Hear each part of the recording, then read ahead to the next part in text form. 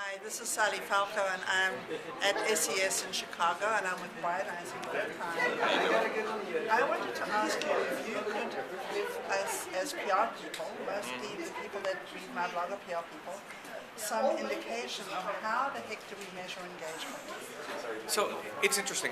There's a lot of people who like to break engagement to really complex equations and stuff like that. And I think, it overcomplicates things, because if you can't measure something simply and you can't react to it, then what's the use of the measurement? So I like to focus on the simple things and some of the outcomes, right? So when you're doing any kind of marketing messaging, whether it's PR or anything else, you're obviously looking for the reach that it gets, right? So how many people did you touch with it? How frequently do people talk about it? Also very important. So common metric, reach and frequency. What kind of influence did it have, right? Did it actually influence some of the people that mattered, and did you get their opinion to it? And hopefully it also had some additional reach and frequency. Also the sentiment, right? If other people talked about it, did they talk about it in a positive note, or did they talk about it in a negative note? And then lastly, most importantly, did they share it with a friend? Did they bookmark it? Did they subscribe to a newsletter? Did they subscribe to an RSS feed? And looking for the outcomes, or did they buy something? Those are the best ones. Because then you can tell if you actually had any spikes. Okay, so as PR people, often we are not used to using analytics. Mm-hmm. So what things should we be learning to use?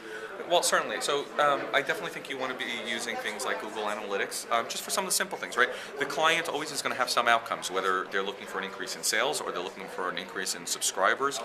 You want to look for things that say, look, we really did this release, or we planted this story, and this is what happened to your website. We had this kind of spike in traffic that resulted in this kind of sales.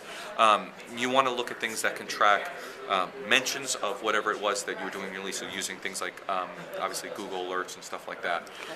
There's some other great social media tools. So you want to be using things like things that help you search Twitter, like search.twitter.com. There's the tools like Radian6 that let you track some of the sentiment analysis as well. And human beings.